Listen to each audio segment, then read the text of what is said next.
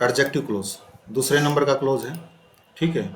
और जैसा मैंने पहले बताया था कि सबऑर्डिनेट क्लोज जो होता है उसको 3 पार्ट में डिवाइड करते हैं, noun close, adjective close and adverb close. Adjective close का दूसरा नाम रिलेटिव क्लोज भी होता है, ठीक है। तो कोई भी नाम यूज करो, इसकी डेफिनेशन देखो, क्या डेफिनेशन दे रखी है। The clause that does the work of an adjective is called an adjective और रिलेटिव क्लोज, ठीक है। ये इसकी डेफिनेशन है। जो एडजेक्टिव का काम करता है वो एडजेक्टिव क्लोज हो गया। एडजेक्टिव होता क्या है, पहले एडजेक्टिव की डेफिनेशन तो पता होगा हमें। Which add something to the meaning of a noun और प्रोनाउन, जो नाउन और प्रोनाउन के मीनिंग में कुछ ऐड करता है, वो एडजेक्टिव हो गया। तो मतलब ये क्या है, नाउन और प्रोनाउन में ये क्लोज भी कुछ ऐड करेगा, ठीक है। एन एडजेक्टिव या relative close qualifies the noun और नाउन फ्रेज बिफोर इट, मतलब इससे पहले जो नाउन या नाउन फ्रेज आया है उसको एडजेक्टिव या रिलेटिव क्लोज क्या करता है, क्वालिफाइज करता है, विशेषता होता था उसकी। Such a clause answer the question which person which thing, मतलब ऐसा ऐसा जो क्लोज होता है ना, मतलब इस क्लोज को जानने के लिए हमें क्वेश्चन पुट करना होगा, विच पर्सन विच थिंग, कौन सा व्यक्ति कौन सी चीज, ठीक है। जब इसके आंसर में आएगा ना वो क्लोज हमारा एडजेक्टिव क्लोज या रिलेटिव क्लोज होगा। जैसे कि the book which has a red cover is mine, वो किताब मेरी है। विच बुक, आंसर बताओ। Which has a red cover, जिसका रेड कवर है। तो which has a red cover, ये जो है ये क्या हो गया, एडजेक्टिव क्लोज हो गया। क्यों, ये नाउन में कुछ ऐड कर रहा है बुक में। बुक क्या है, नाउन है, और नाउन में कुछ ऐड करे या उस नाउन को क्वालिफाइज करे जो इससे पहले आया हुआ है, ठीक है। वो क्लोज कौन सा होगा, एडजेक्टिव क्लोज होगा। और क्वेश्चन जब पुट करते हैं ना हम विच बुक, तो आंसर आता है which has a red cover. Or as you are already told, that adjective clause is a part of subordinate clause, and subordinate clause start with conjunction. Conjunction से शुरू होने लगा तो ये conjunction which हो गया इसमें। अब इसमें देखो, there was a man who had built a unique instrument, ठीक है। वहाँ एक व्यक्ति था। Which man, which person who had built a unique instrument, समझ गए। क्योंकि a man, man क्या है, नाउन है, और नाउन को क्वालिफाइज कर रहा है, डिस्क्राइब कर रहा है, तो ये एडजेक्टिव क्लोज हो गया, ठीक है। Any question. अब देखो टाइप्स ऑफ एडजेक्टिव और रिलेटिव क्लोज। इसके दो टाइप होते हैं, डिफाइनिंग रिलेटिव क्लोज होता है, नॉन डिफाइनिंग रिलेटिव क्लोज होता है। डिफाइनिंग रिलेटिव क्लोज वो क्लोज होता है जो नाउन को डिफाइन करता है, और नॉन डिफाइनिंग रिलेटिव क्लोज वो क्लोज होता है जो डिफाइन तो करता है, लेकिन अगर हम सेंटेंस को छोड़ देना जो डिफाइन किया गया है उससे भी सेंस क्लियर हो जाती है, वो इतना इंपॉर्टेंट नहीं होता सेंटेंस में, ठीक है। अब इसमें देखो, द क्लोज दैट डिफाइंस और specifies the noun placed before it, जो नाउन इससे पहले आया है उस नाउन को जो क्लोज डिस्क्राइब करता है, डिफाइन करता है, वो डिफाइनिंग रिलेटिव क्लोज है, क्योंकि वो डिफाइन करता है। समझ आया, ठीक है। देखो, it is essential for the clear understanding of the noun preceding it, मतलब इससे पहले जो नाउन आया है उस नाउन की क्लियर अंडरस्टैंडिंग के लिए यह clause, defining relative clause necessary है। समझ गई। When we remove the clause, जब हम रिलेटिव क्लोज को, मतलब डिफाइनिंग रिलेटिव क्लोज को रिमूव कर देते हैं, sense will not clear, sentence की सेंस क्लियर नहीं होगी, ठीक है। और इस सेंटेंस में जो दा वर्ड आया है ना, इस दा का मीनिंग लगेगा दैट, दैट का मतलब उस, ठीक है। दा का मतलब क्या लगेगा, उस या वह है, दैट मीन वह है या उस, ठीक है। अब इसमें देखो, the boy who is playing outside is my younger brother, वो लड़का मेरा भाई है। कौन सा लड़का, विच person, which boy who is playing outside, मतलब ये जो क्या है, ये क्या है, डिफाइनिंग रिलेटिव क्लोज है जो बॉय को डिफाइन कर रहा है। और इस सेंटेंस को रिमूव कर देते हैं ना, तो सेंटेंस की हिंदी क्या बनेगी, वो लड़का मेरा भाई है। कौन सा, मतलब सेंटेंस की सेंस क्लियर नहीं हो रही है विदाउट डिफाइनिंग रिलेटिव क्लोज के, तो ये नेसेसरी है इन द सेंटेंस। इस सेंटेंस में क्या है, हु इज प्लेइंग आउटसाइड, जो बाहर खेल रहा है वो इज डिफाइनिंग द बॉय, वो बॉय को डिफाइन कर रहा है। बॉय कौन सा, द बॉय, द का मतलब दैट बॉय, वो लड़का, ठीक है। Hence it is defining relative clause, अतः ये क्या है, defining relative clause. It is नहीं लगा रखे ना, इसमें इज लगाना है। Hence it is defining relative clause, समझ गए, क्योंकि डिफाइन कर रहा है। The man who gave me this information refuse to disclose his name, the man, वह व्यक्ति, कौन सा व्यक्ति, मैन को डिस्क्राइब करो। Who gave me this information, जिसने मुझे ये इंफॉर्मेशन दी है, ठीक है। Refuse to disclose his name, उसने अपना नाम डिस्क्लोज करने से रिफ्यूज कर दिया है, ठीक है। इसको इससे समझ गई सेंटेंस। अभी सेंटेंस में देखो, who gave me this information, ये जो सेंटेंस है जिसमें होता है who gave me this information, ये क्या हो गया, डिफाइनिंग रिलेटिव क्लोज है, क्योंकि ये क्या है, किसको डिफाइन कर रहा है, मैन को, ठीक है। अब इसका एक नोट दे रखा है, comma is not used between the relative clause and the preceding noun, मतलब मैन के बीच में और who gave me this information के बीच में कोमा यूज नहीं होगा, बॉय के बीच में और हु इज प्लेइंग आउटसाइड के बीच में कोमा यूज नहीं होगा।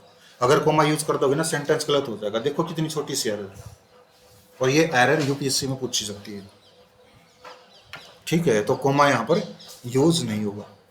डिफाइनिंग रिलेटिव क्लोज समझ में आ गया। अब नॉन डिफाइनिंग रिलेटिव क्लोज है the clause that add something to the noun placed before it by providing some more information about it, मतलब वो क्लोज जो इससे पहले आए नाउन में कुछ ऐड करता है, ठीक है, और कुछ और ज्यादा इंफॉर्मेशन देता है इसके बारे में, वो क्लोज क्या होगा, नॉन डिफाइनिंग रिलेटिव क्लोज होगा। मतलब वो डिफाइन नहीं करेगा, वो कुछ और ज्यादा इंफॉर्मेशन देगा उसके बारे में, ठीक है। सेंस क्लियर हो जाती है, so that close can be dropped, इसलिए जो क्लोज है ना, इस क्लोज को ड्रॉप कर सकते हैं हम, ठीक है। ये केवल एक्स्ट्रा इंफॉर्मेशन के, जैसे देखो अशोक जो फादर, अशोक के पिता, हमें पता अशोक के पिता हैं, इज सीरियसली इल, वो बहुत बीमार हैं। देखो सेंटेंस की सेंस क्लियर हो रही है ना, अशोक के पिता बहुत बीमार हैं, ठीक है। और अशोक के पिता कौन है, कुछ और information, who lives in Mumbai, जो मुंबई में रहता है, पिता तो एक ही होता है, ठीक है। हु लिव्स इन मुंबई, उसके बारे में मोर इंफॉर्मेशन दे रखी है। और देखो कोमा यूज किया गया है रिलेटिव क्लोज के बीच में, और इससे पहले जो नाउन आया है इसमें किया गया है। नॉन डिफाइनिंग में कोमा यूज होता है और डिफाइनिंग में कोमा यूज नहीं होता। दिस न्यू हाउस, यह नया घर, ठीक है, हैज नो वेंटिलेशन, इसमें कोई रोशनदान नहीं है। वेंटिलेशन क्या होता है, रोशनदान। इस नए घर में कोई रोशनदान नहीं है। सेंस क्लियर हो रही है, मतलब क्लोज को ड्रॉप कर दिया किया जा सकता है, लेकिन एक्स्ट्रा इन्फॉर्मेशन के लिए विच इज वेरी बिग, जो बहुत बड़ा है, ठीक है, ये एक्स्ट्रा इन्फॉर्मेशन दे रखी। देखो who lives in Mumbai and which is very big are non defining relative clause, this are not important in the sentence and can be omitted without causing any confusion, मतलब इनको छोड़ा जा सकता बिना किसी कंफ्यूजन क्रिएट किए। Any question? नोट दे रखा है, relative clause is separated from its noun by using commas if it is non defining. यदि रिलेटिव क्लोज नॉन डिफाइनिंग है तो इससे पहले कोमा यूज किया जा सकता है। नॉन डिफाइनिंग को कैसे देखोगे, कैसे पता चलेगा नॉन डिफाइनिंग है डिफाइनिंग है? कोमा तो तभी यूज करेंगे ना जब हमें पता होगा कि नॉन डिफाइनिंग डिफाइनिंग है। हमें केवल सेंस के ऊपर डिपेंड रहना होगा कि सेंस क्लियर हो रही है तो नॉन डिफाइनिंग है, अगर सेंस क्लियर नहीं हो रही है तो डिफाइनिंग है, ठीक है। नोट नंबर 2 है दैट, जो दैट वर्ड है ना, that can not be used in non defining relative close, वो नॉन डिफाइनिंग रिलेटिव क्लोज में यूज नहीं होता। It is used in only in defining relative close, ये केवल डिफाइनिंग रिलेटिव क्लोज में यूज होता है। कहने का मतलब पता है क्या है, दैट से पहले कोमा यूज नहीं होता, अगर दूसरे हिसाब में मैं बोलूं, ठीक है। पॉइंट नंबर 2 है रिलेटिव प्रोनाउंस। जैसा मैंने पहले बताया होगा कि रिलेटिव प्रोनाउन कौन से होते हैं, हु विच दैट, ठीक है, वो मैंने थोड़े बताया था। और मैंने बताया था कि जब मैं प्रोनाउन वो करवाऊंगा, प्रोनाउन या मैं ये करवा रहा हूँ तो कंप्लीट इन्फॉर्मेशन दूंगा उसके बारे में। अब इसमें देखिए रिलेटिव क्लोज, देखो रिलेटिव प्रोनाउंस में relative clause is usually introduced by the relative pronoun, ये दूसरी डेफिनेशन आ गई इसकी। रिलेटिव क्लोज रिलेटिव प्रोनाउन से स्टार्ट होता है। कौन से होते हैं रिलेटिव प्रोनाउन, हु, हुज, हुम, विच, दैट, ठीक है, ये रिलेटिव प्रोनाउन होते हैं। अब इनका डिफरेंस क्या होता है, हूं का जो एंटीसीडेंट होगा वो पर्सन होगा। एंटीसीडेंट क्या होता है पता है,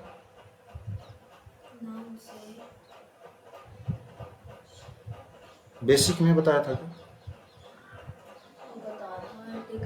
रिलेटिव प्रोनाउन से पहले आने वाला नाउन एंटीसीडेंट होता है, ठीक है। और अगर हु, हुज, हुम, विच, दैट इससे पहले अगर कोई नाउन दे रखा तो वो एंटीसीडेंट है। और देखो हु से पहले जो भी वर्ड आएगा वो पर्सन होगा, हुज से पहले जो भी आएगा वो भी पर्सन होगा, और हुम से पहले आएगा वो भी पर्सन होगा। एंटीसीडेंट इनका क्या होगा, पर्सन होगा। विच से पहले जो आएगा वो थिंग्स या एनिमल्स होंगे, स्मॉल एनिमल्स, पर्सन नहीं होंगे, ठीक है।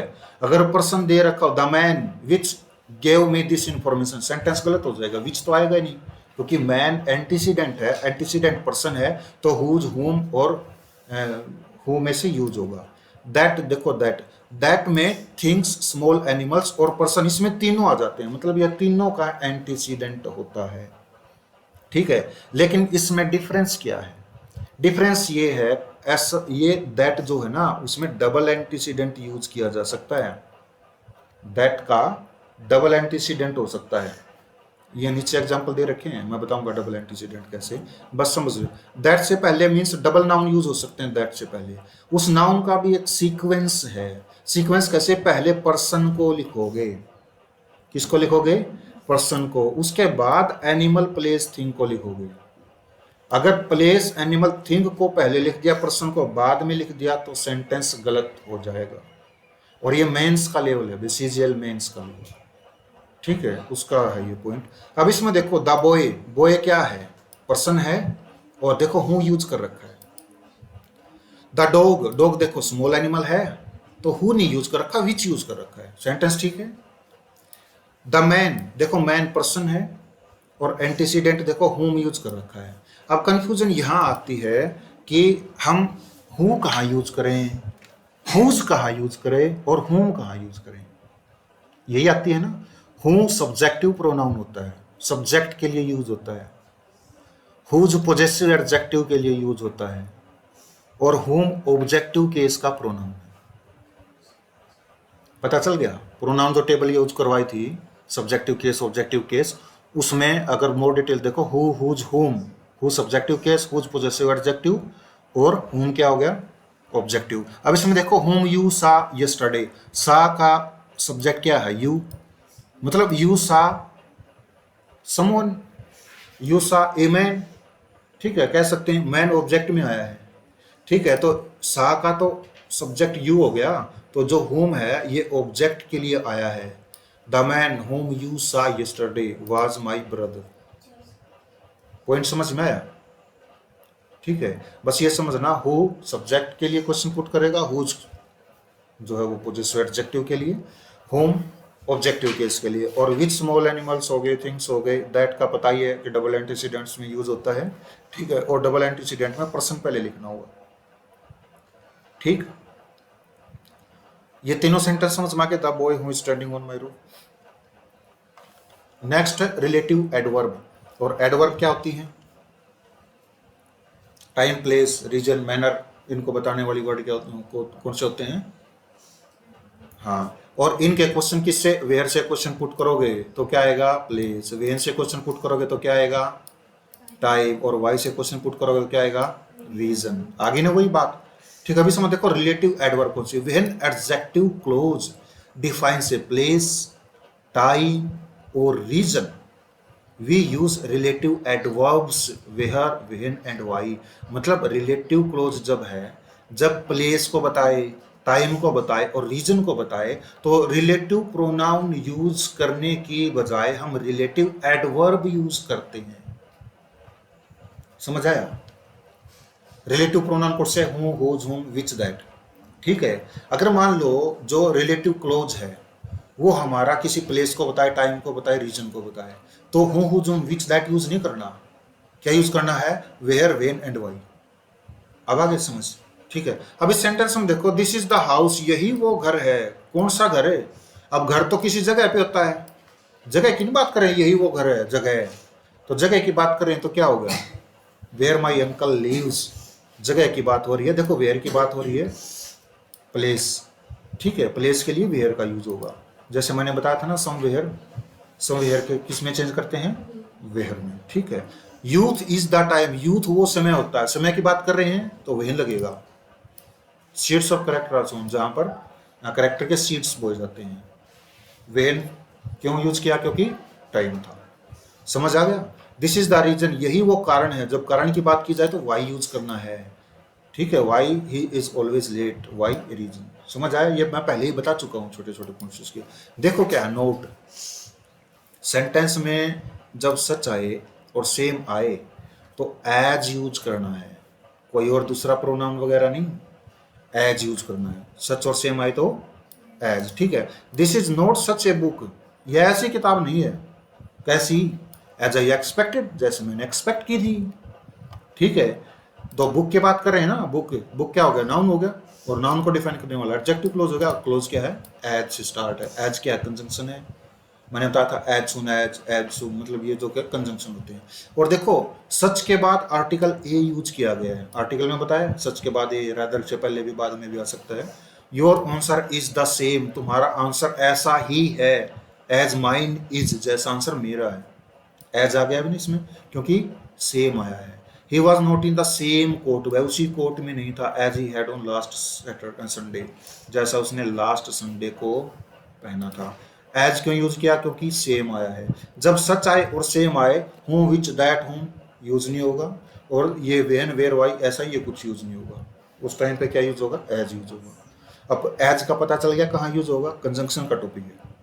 ठीक है, अब एक छोटा सा और नोट बच गया, but means who did not plus verb की फर्स्ट फॉर्म। यहाँ क्लोज की जब बात हो, ठीक है, क्लोज की जब बात हो, जब बट मीन्स होगा, क्या होगा? Who did not plus V1. अब सेंटेंस में देखो, समटाइम्स, कभी कभी, an adjective close is introduced by but. कभी कभी जो एडजेक्टिव क्लोज होता है ना, वो बट से शुरू हो जाता है। लेकिन बट से शुरू होने वाला तो कोऑर्डिनेट क्लोज होता है, मैंने बताया फैन बॉयज में। लेकिन कभी कभी बट से शुरू हो जाता है, लेकिन where it is equivalent to relative pronoun, जहां पर बट को रिलेटिव प्रोनाउन माना जाता है। क्या माना जाता है? Relative pronoun, followed by note, और जिसके बाद नोट आएगा। बट के बाद क्या आएगा? नोट आना जरूरी है। देखो मैंने ये लिखा, बट मीन्स क्या होगा? हु डिड नोट, नोट तो लगेगा ही लगेगा, और नोट लगेगा तो हेल्पिंग वर्ब भी लगेगी, और हेल्पिंग वर्ब डिड लगेगी तो V1 तो आएगा ही आएगा। ठीक है, बट है, मतलब बट की जगह पे who did not plus V1 कर सकते हैं।